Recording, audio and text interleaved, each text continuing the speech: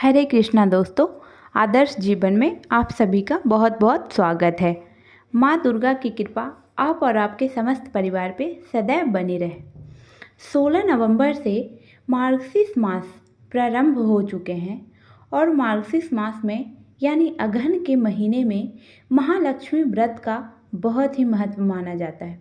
इस महीने में जितने भी गुरुवार आते हैं उन सभी गुरुवारों में महालक्ष्मी की विशेष रूप से पूजा वंदना की जाती है तथा कहा जाता है कि पद्म पुराण में ऐसा वर्णन आता है कि जो भक्त इस दिन यानी गुरुवार के दिन माँ महालक्ष्मी की आराधना करते हैं, माता महालक्ष्मी उनके घर में सदैव रूप से निवास करती हैं।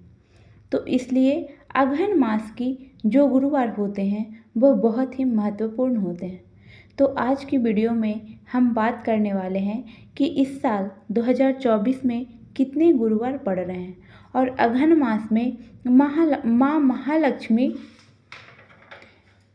की पूजा आपको किस प्रकार से करना है, माता महालक्ष्मी की पूजा विधि क्या है, पूजा तथा व्रत का महत्व क्या है, संपूर्ण जानकारी आपको इस वीडियो में मिलने वाली है।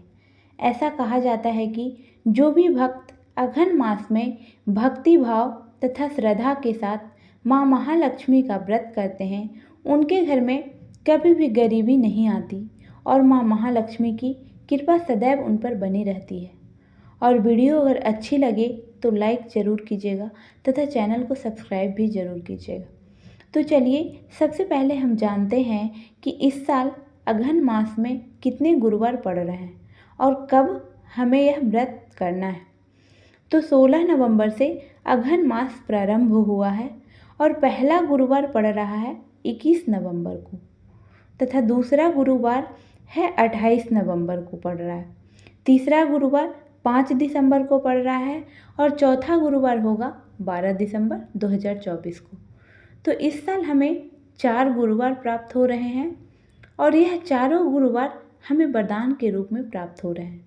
अगर आप इन चारों गुरुवार में माता महालक्ष्मी की विशेष रूप से पूजा करते हैं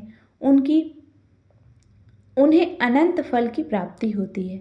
और अब चलिए हम बात करते हैं सामग्री की। तो पहली सामग्री होगी नारियल, क्योंकि इस पूजा में नारियल को ही माता महालक्ष्मी का स्वरूप मानकर कलश पर स्थापित किया जाता है।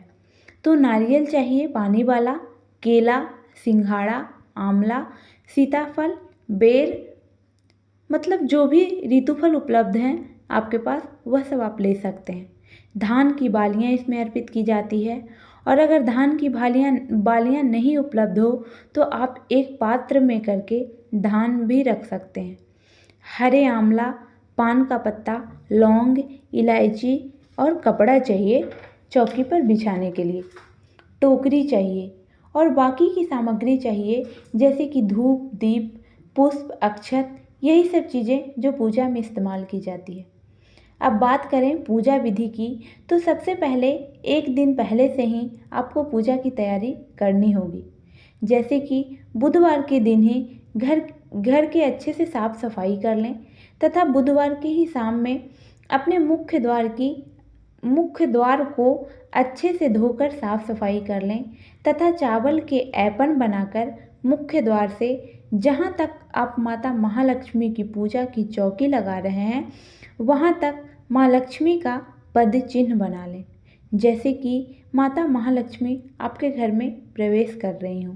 इस तरह से आप चाहें तो स्वास्तिक भी बना सकते हैं, रंगोली भी बना सकते हैं।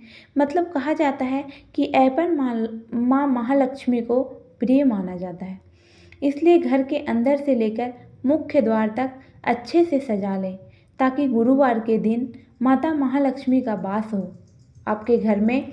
पद्म पुराण में ऐसा वर्णन है कि अगहन मास के गुरुवार को माता महालक्ष्मी ब्रह्म मुहूर्त में भ्रमण करती हैं और जो भक्त माता महालक्ष्मी की पूजा तथा आराधना करते हैं, मंत्रों का जाप करते हैं और घर के मुख्य द्वार को साफ करके रंगोली बनाकर रखते हैं, उनके घर में माता महालक्ष्मी वास करती हैं।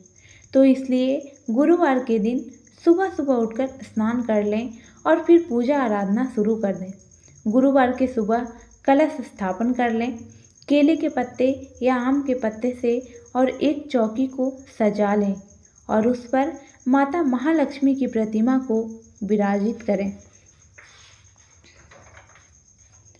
और चौकी के लिए भी एक बात कही जाती है कि अगर आंवले की लकड़ी की बनी चौकी हो तो माता महालक्ष्मी बहुत जल्दी प्रसन्न होती हैं। लेकिन कोई ज़रूरी नहीं है, जिस भी लकड़ी की चौकी बनी हो आपके पास, आप उसी पे माता को विराजमान कर सकते हैं। बस ध्यान रहे कि उस चौकी पर लाल रंग के कपड़े अवश्य बिछाएं और आपके घर में जो माता लक्ष्मी की प्रतिमा है उन्हें आप उस चौकी पर विराजमान कर सकते हैं। और विशेष रूप से गज लक्ष्मी की पूजा की जाती है, जो कि समस्त प्रकार की सुख और ऐश्वर्य प्रदान करती हैं।